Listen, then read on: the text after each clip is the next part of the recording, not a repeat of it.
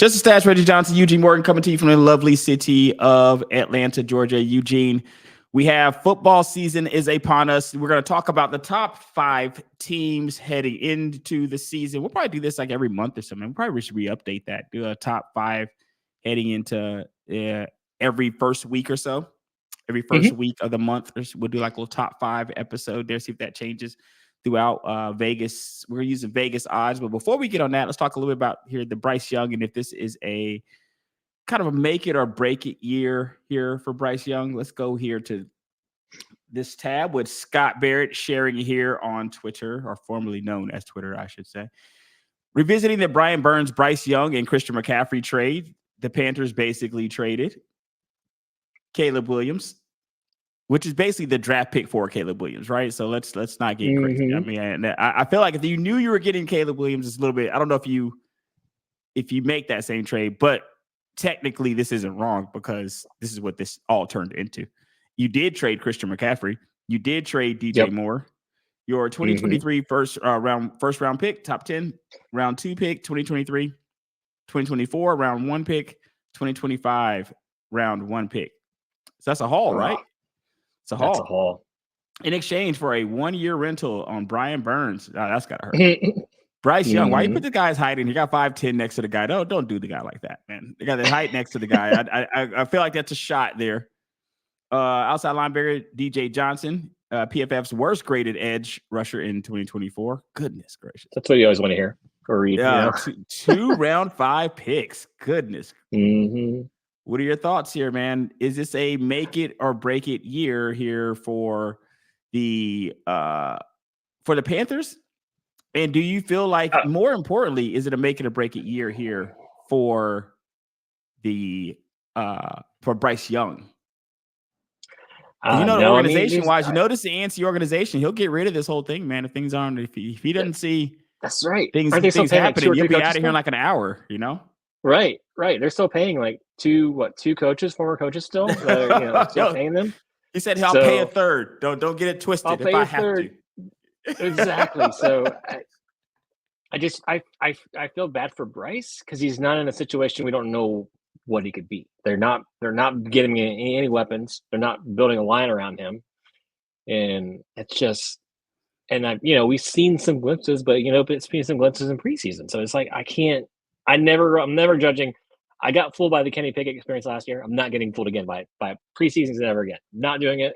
I was fooled. I drank the Kool-Aid from Kenny Pickett yesterday, or I'm sorry, last year preseason. Not doing it again. So I like you and me. We were both SEC guys, and I can't give up on an SEC Bama guy, man. I want to root for Bryce so bad.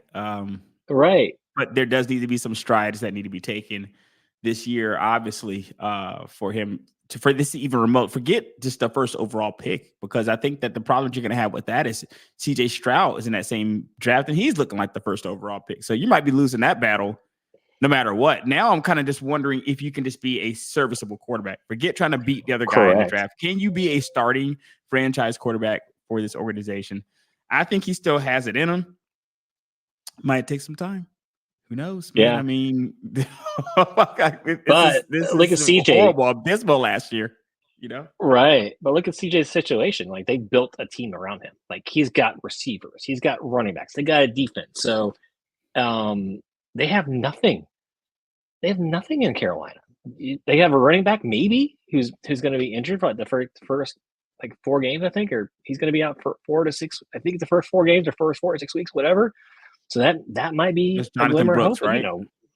Yeah, Jonathan Brooks. So, and then I couldn't even. If you showed me the receivers in a lineup, I couldn't pick them out. It's just. I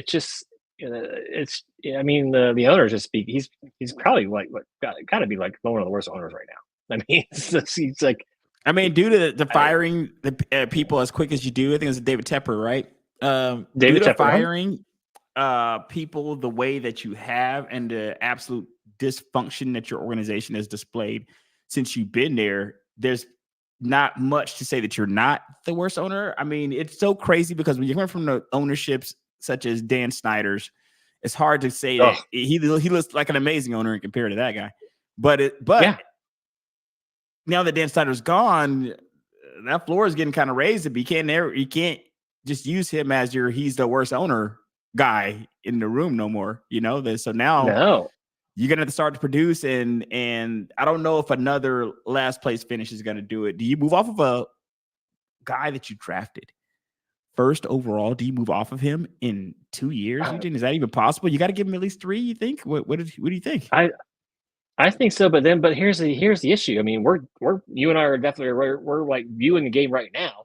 Who's potentially going to be the number 1 pick, right? Sanders is he's projected to be the number 1, and Beck from Georgia. Are you trying to say that there's a chance that you're faced with a Bryce Young, Shedeur Sanders situation, or Bryce Young, or whoever the next first quarterback, and you're just automatically thinking like, hey, well, maybe we got a Kyler. Remember Josh Rosen when Kyler became available? Josh Rosen, right. Even though the Cardinals had taken him early, they were like, hey, man, you got to go. We got a new guy coming in here. And do you think I felt so bad for Josh Rosen?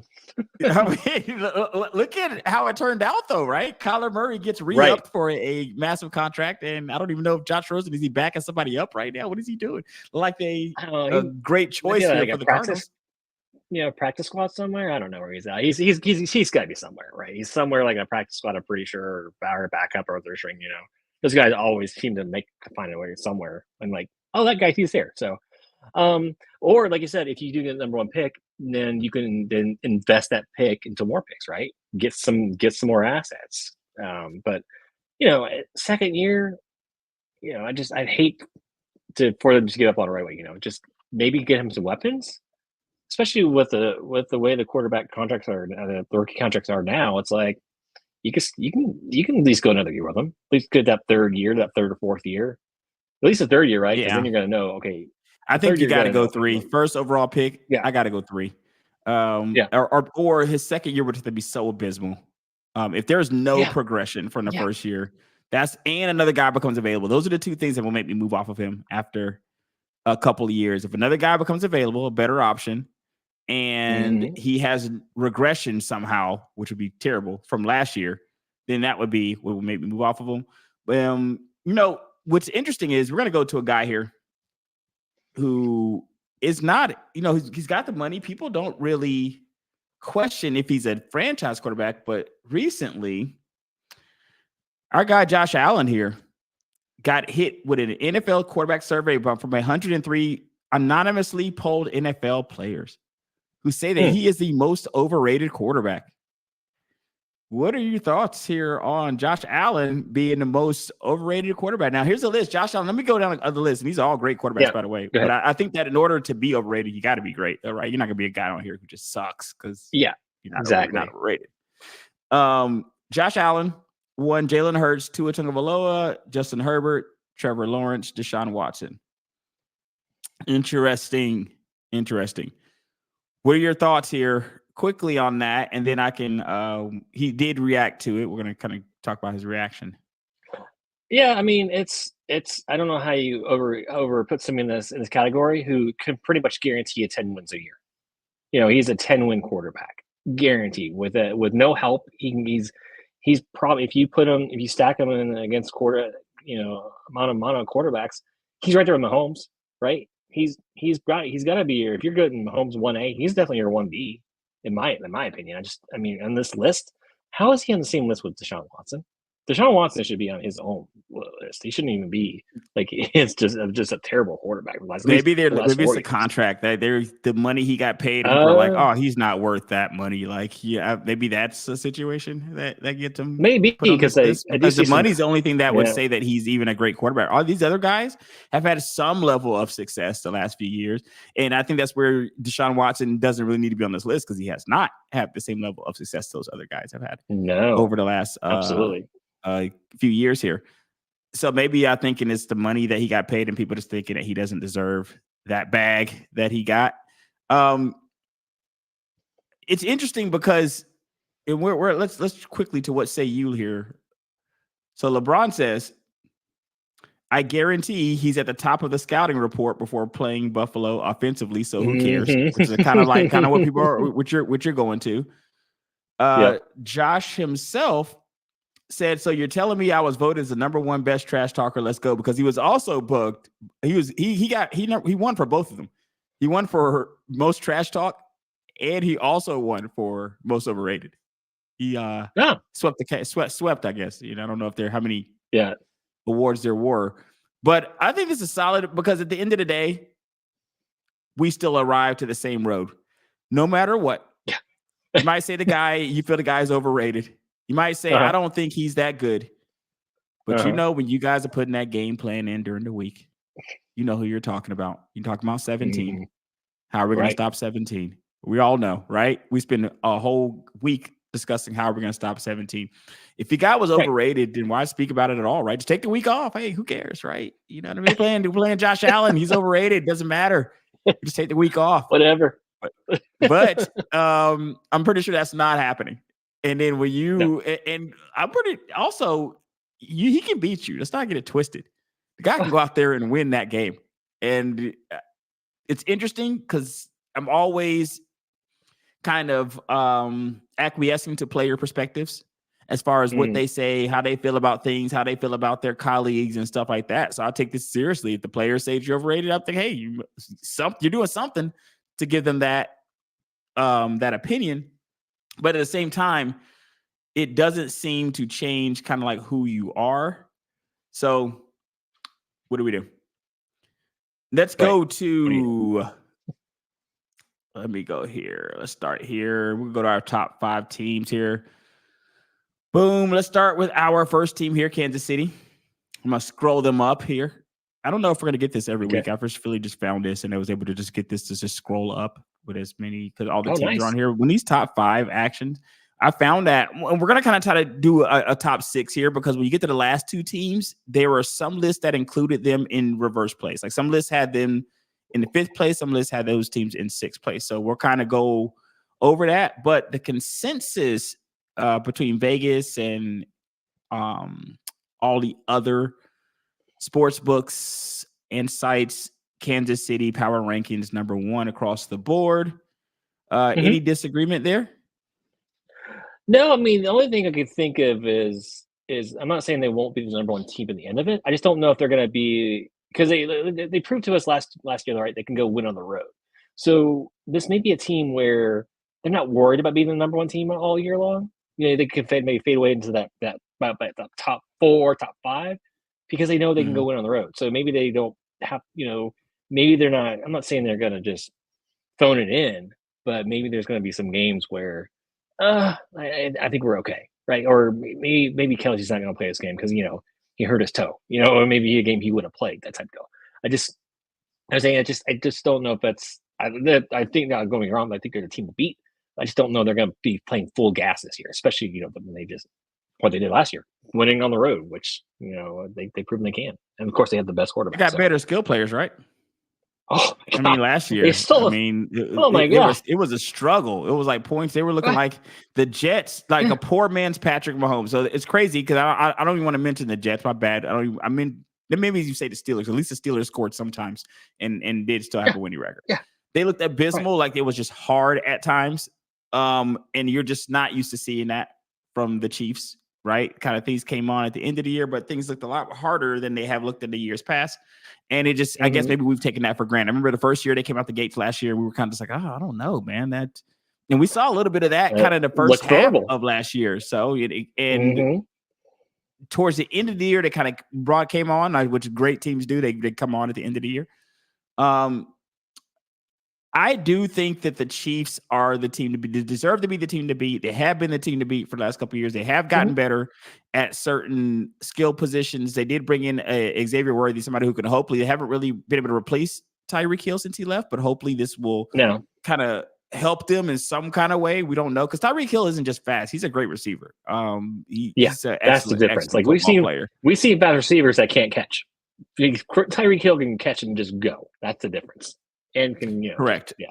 And I'm hoping that maybe Xavier Worthy can do the same for them, because it'd be nice to watch Patrick Mahomes. When you're watching a Hall of Fame quarterback like Patrick Mahomes, you want to watch a guy with the requisite weapons to continue that level of success that he's been used to up to this point. So it's no surprise here that the Chiefs are the number 1 team.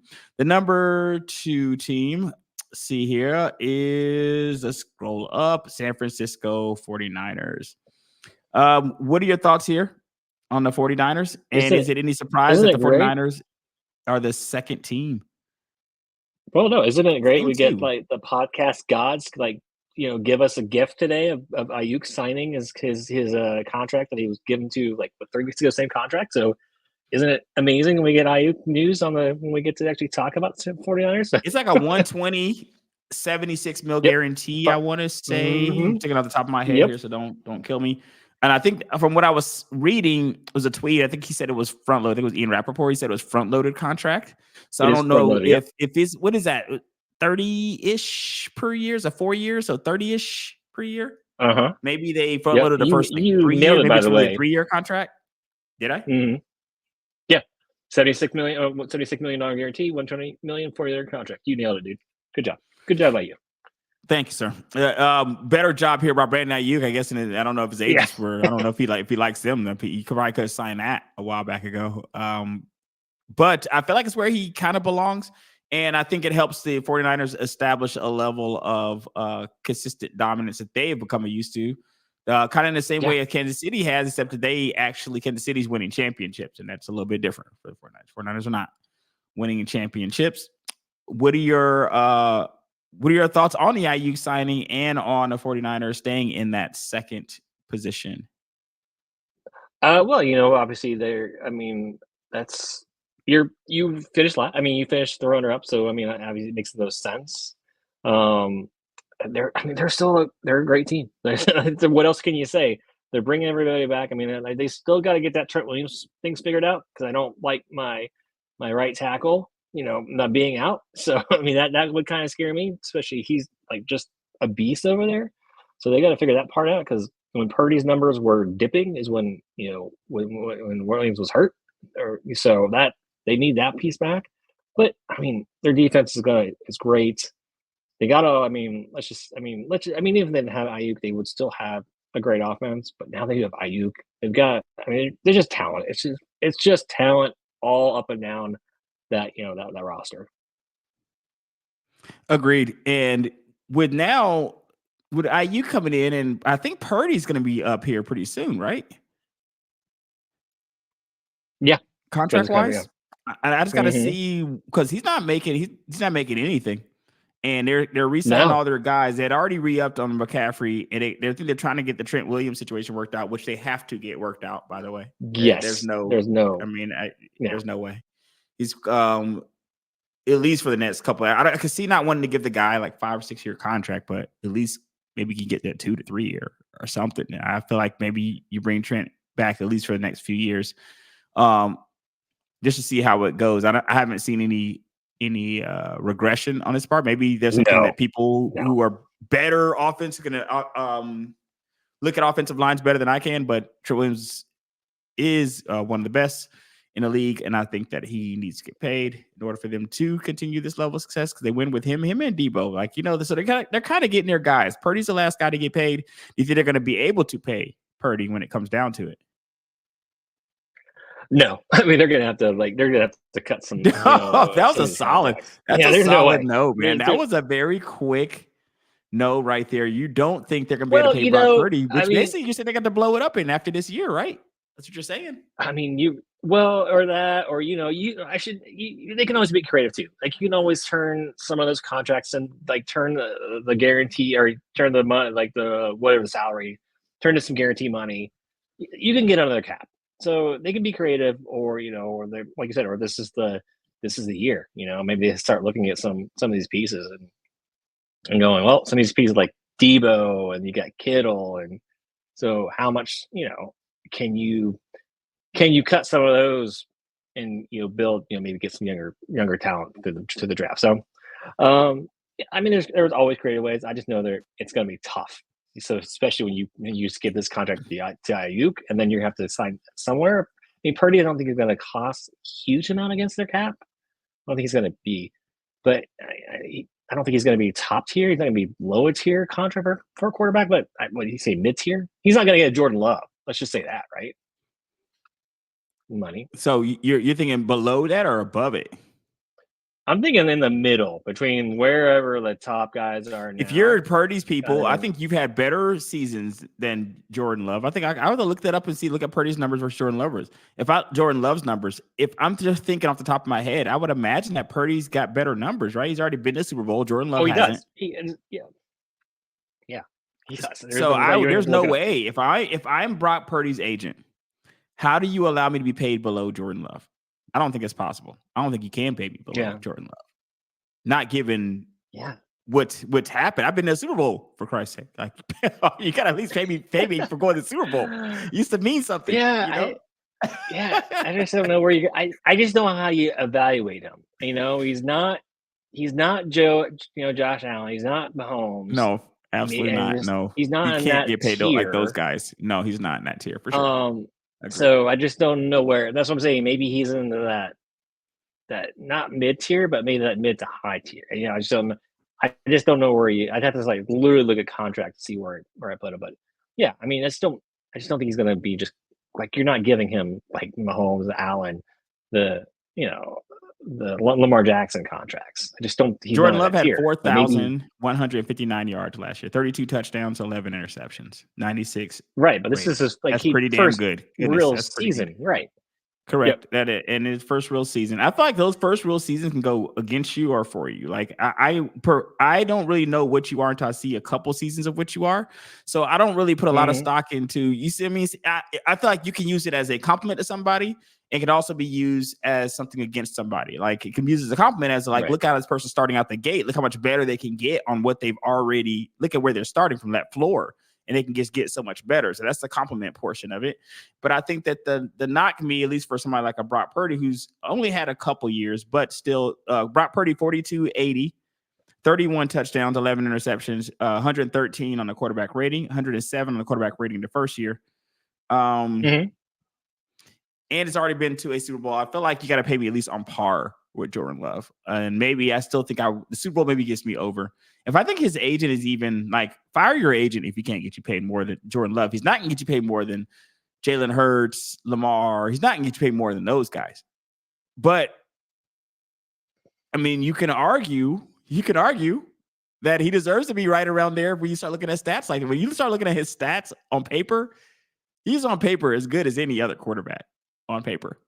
It's just that in your head, if you had to choose between a Josh Allen, if you're in your heart of hearts, say Josh Allen or Brock Purdy, you're going to take Josh Allen. If you say Lamar Jackson, Brock Purdy, you could take Lamar Jackson. I feel like there's so many quarterbacks you can do this with.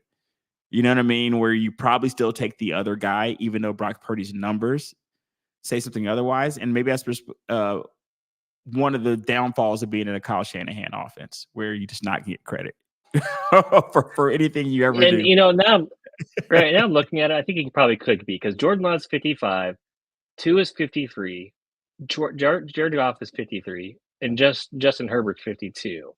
So I can see him in that, because then you've got Kyler at 46, you got Deshaun at 46. No, he's got to be above those guys, right? Right. Your Cousins at 45. So yeah, you know what? No, sounds like a $50 million guy to me. Yeah, that's what it sounds like. Yeah, for Brock Purdy, back up the Brinks truck. Yeah. There you go. All right. So let's see here. Our next team are the Baltimore Ravens. I don't know if this is a surprise or not. The Ravens seem to routinely find themselves on these top 5 lists, but Vegas really loves them coming into this season. A lot of other NFL pundits love them as well. What are your thoughts here on the Ravens top 5, number 3 on the power rankings, top 5 power rankings? No shock. I mean, Lamar wins games. Bottom line, he's a winning quarterback. He wins games. They've got, they had probably the worst luck with their defense last year, but they still were like one of the top defenses. The only thing is I want to see from Lamar is to kind of take this, instead of going like last year in that Chiefs game, going for the home run ball a lot, just kind of taking what the defense gets you, or running the ball. And there's so many times he had just moments to do that. So decision making, we'd like to see Lamar just kind of take that step when it comes to playoffs. But I mean, no. And then we got King Henry back there, who's just going to be gobbling up the, right? If you got him, if you got him in your fantasy, you're probably going to get like 9,000 points, because he can score a touchdown when they're like 2 yards in from the goal. So Yeah, I mean, it's just it's crazy these smart organizations. Your your Chiefs, your Niners, the Baltimores. I mean, just they just every year, like, how do they do that? How do they get these players? How do they get these free agents? How they just like Lamar was drafted late in the first round, and Yeah. he's won MVP, and he's just the future one of the He's won future it quarterbacks of this twice, right? league. Didn't he win it last year? Yep, he did win last year, right? I forgot about that. He's a two-time MVP winner. Isn't that Two-time incredible? MVP, yes. Yeah. And he looks good. And he bulked up this year. So he's got put a little muscle on there. So he's looking good. What are your thoughts on the playoff strides that you feel like they need to take? Because I'm thinking this is a team that has a very similar issue to what I thought in basketball about the Boston Celtics. There's a certain point in time where you're so good that your success is only going to be measured in postseason success. We expect you can win 10 games, 10, 11 games. And it's kind of like an expectation in Baltimore. For one, they're just a winning organization. Baltimore's been a winning organization for a long time. So you expect them to win games. Winning 10 games, kind of like being with the Steelers. Like, you can win games and getting through regular seasons just doesn't do it for the city. And I don't think it should. You've already had a couple Super Bowls. They had a Flacco Super Bowl, right? And had that one Flacco with Super Bowl. Trent Dilfer. I think Ray Trent Lewis Dilfer, on both those teams. Mm-hmm. So you're used to Super Bowl success. You get now to the point where you got a two-time MVP at the quarterback position. Blessed to have that. You just bring in Derrick Henry. This has to be not necessarily a Super Bowl or bust, but at least conference championship or bust, right? At least that. What do you think? Yeah, and then that's the thing is, like, the other teams are getting better around you. It's like the Chargers aren't going to sit around and be bad.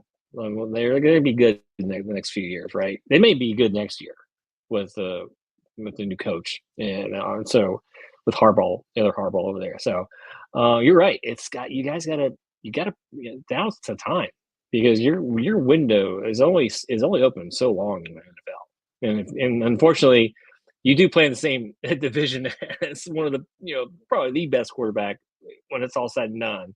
So that makes it tough. So I mean, same same conference.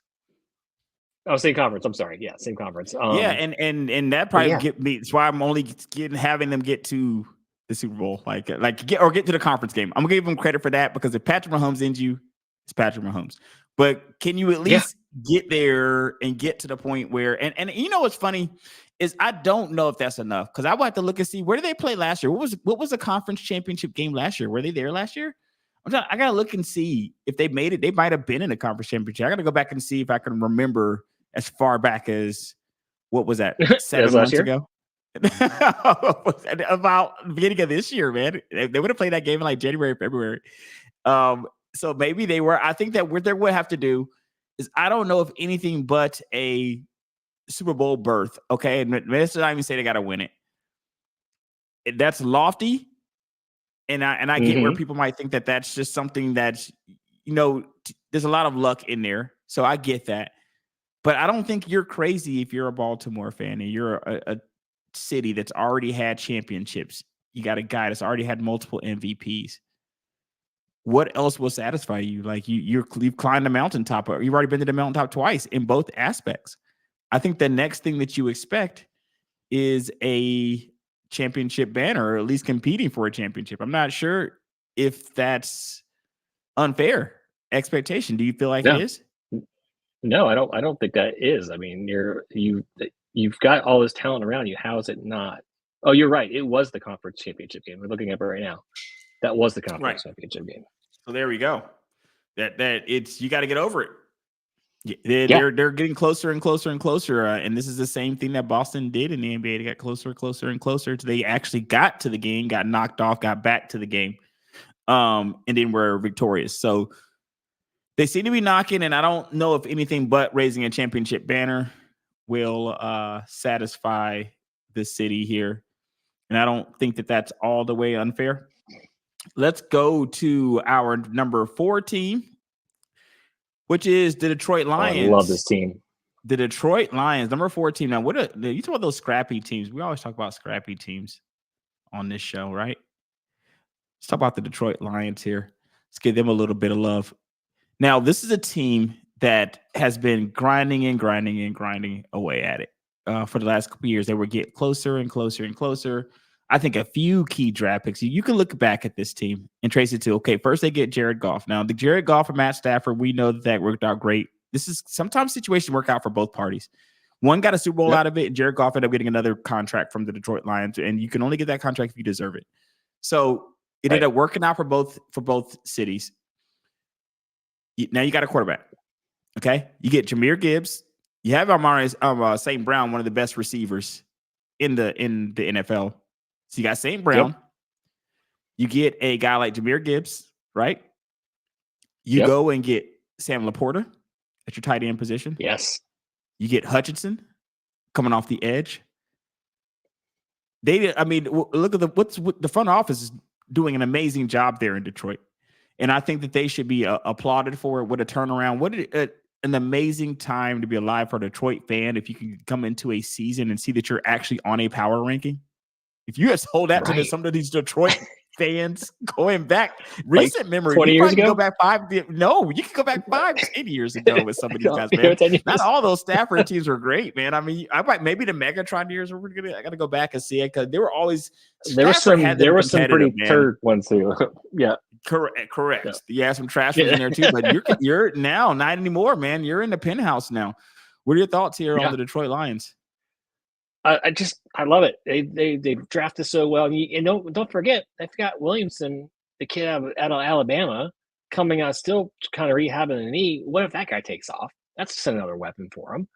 They're, like you said, their defense. And here's the thing: what happened with Philadelphia didn't happen to Detroit this year. They like everyone was trying to poach their offensive coordinator and defense coordinator. Well, guess what? They're both staying. They both stayed. So so what happened to Philadelphia last year when they lost both their coordinators, their season went to crap. So you got, like you said, it's just they're kind of one of my sleepers to go to the Super Bowl out of the NFC. I mean, they've got everything you would want them, right? And they're, like you said, what do? It's like, hey, we're not really good at the cornerback position. We want to get a little better on that.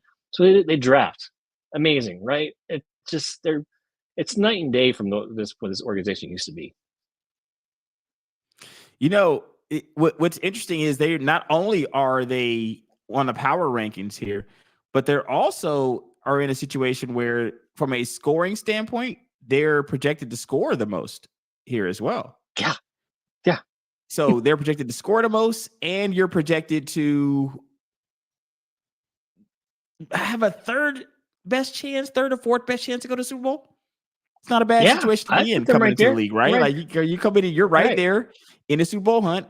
And not only are you in the Super Bowl hunt, you're also projected to put points up. If you're a fantasy guy, you want some of these guys. You want St. Brown. You want Laporta.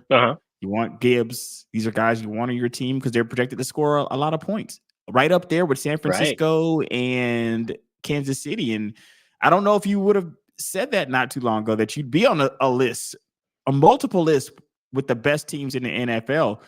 If you're the fan base, how do you feel? It's got to feel great, right? Got to feel really great. And then you've got the whole Jared Goff. How many times have we seen a quarterback get traded and actually change, actually become better?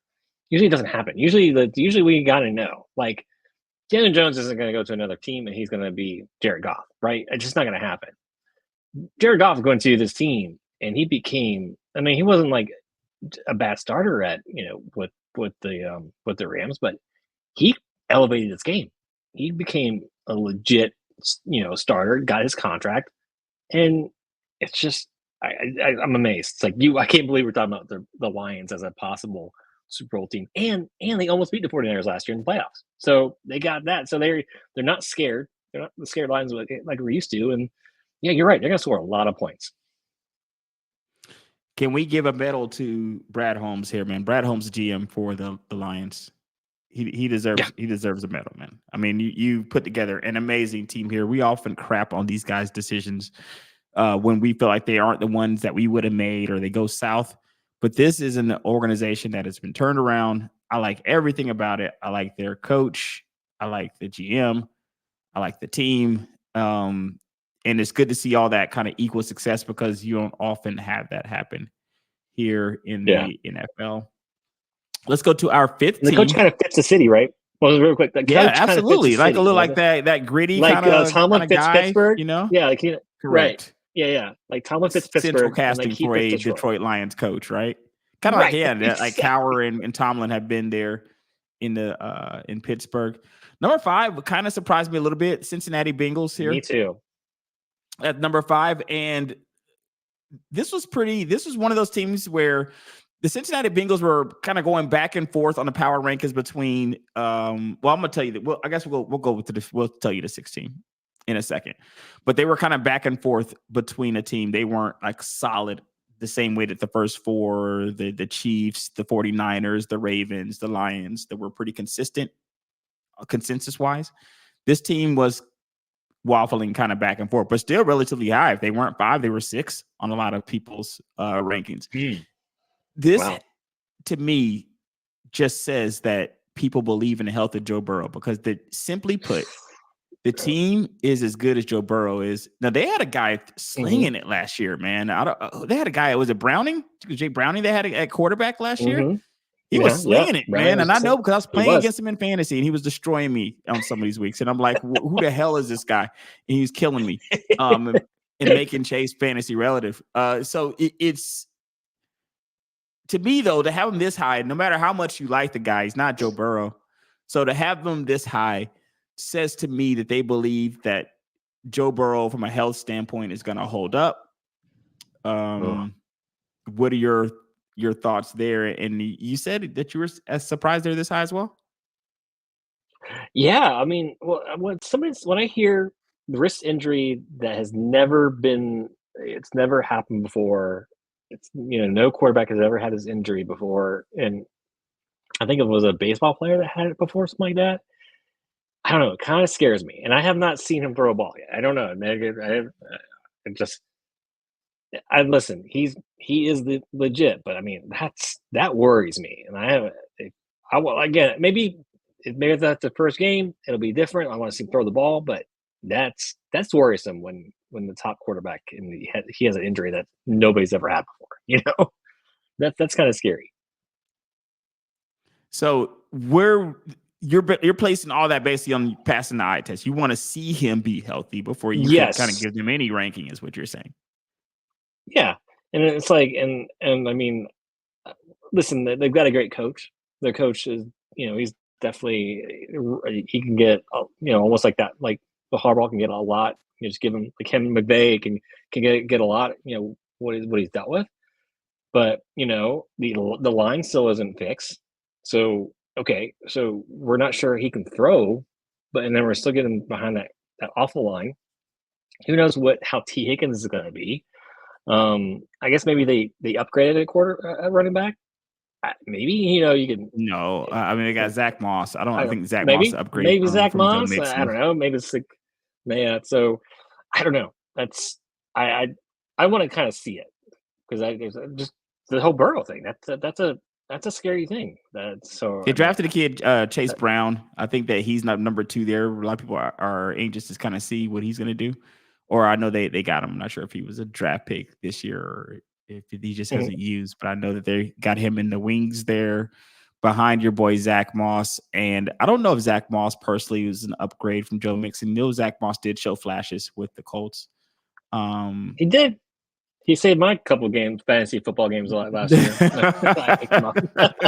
He has shown flashes before. He's not, and Zach Moss is not a bad. I didn't say it to me he's bad. I just felt like maybe I just had Mixon respect than most people did. Yeah. But I think that another thing, it will be the T. Higgins situation, is just seeing how that all gets worked out. Because if the T. Higgins situation doesn't get worked out, is he disgruntled, or is it an incentivizer where he's now saying, well, you're not giving me my money. I know I'm auditioning for a different team. Let me go out here and try to see what's up. Kind of how Diggs can be doing. Diggs is doing, amicably, that was kind of their agreement in Houston. But maybe that's an incentivizer. But I think Higgins matters. Burrow matters. You're kind of stuck there, in my opinion. If those two things go south, it's hard to see how the team recovers. Correct. Yeah, and they can only go as far as Burrow. So I mean, listen, yeah, we always know he's right there when in that top tier conversation, right? Or if you want to put Mahomes by himself, by all means. But if you want to, it's definitely Holmes, and then below if it's Burrow and Allen. I mean, that's and if you want to put Lamar in there, that's fine. But yeah, those guys are just they're if they lose, their guys if they're gone, their teams are just like you said. We saw what happened to him when he got injured last year. Last team we're going to discuss here, and this team kind of went back and forth with the Bengals for that fifth place, is the Philadelphia Eagles. Now, the Eagles on the power rankings, a lot of power rankings have them in the fifth spot. Some have them in the sixth, and had the Bengals kind of switch there. But I did see enough of the Philly in the fifth spot to kind of have them here. So going into the season, they, at least Vegas, these are the wise guys rankings. I got these rankings personally off of BetMGM, but I looked at a few different sites just to make sure everything kind of lined up. But the wise guys definitely like the Eagles here. What are your thoughts? Well, it's at least they've reshuffled with the offensive coordinator to defensive coordinator. So hopefully that'll be a little better, right? At least on the offensive side. So maybe that'll help. It's a make or break year, right, for the head coach. I mean, because of how the slide happened, right? Only because of the way. Sometimes it's not just like losing; it's how you lose, and the fact that it's the tale of two seasons where you come in, it's gangbusters, you're killing, you're destroying folks, and then just you fall off a cliff. I'm not sure what happens, and there was a lot of blame going around. It seemed like there's morale, and they just kind of self-destructed there down the stretch. So I think because of how they lost, it matters more to the hot seat, because this is a good team franchise-wise too. And I think that probably matters as much too. When you're paying, you decide that you're going to pay a guy like Smith, you're going to pay a guy like Brown, you're reaching into your pocketbook if you're the owner. So it's not your fault. You're used to a level of success, just like we were talking about in Baltimore and Philly. You're also used to success here, going to Super Bowls. So the next thing that you have to do is raise that banner. And team-wise, you got everything that you need, I think, there to do it. Result-wise, losing the way that you lost down the stretch in succession like that can really hurt you. What are your final thoughts here on that number 5 team? Yeah, I mean, it's like you said, we're the coaches. He's going to be in the hot seat. They have that same fall, but I mean, they have still 2 great receivers. I still think Jalen Hurts was hurt last year. I can't. Guy just doesn't regress like that. I'm just sorry. The talent we've seen it. I know there's nothing's come out, but he looked like he's playing hurt to me. And they got the Saquon Barkley. I mean, so you have that out. If you have that bailout, running back who can catch the ball. That's one thing that I think that's underrated about Saquon. We know he can run through the tackles, and we know he's a great running back, but that guy can catch him, he can run. And that's that.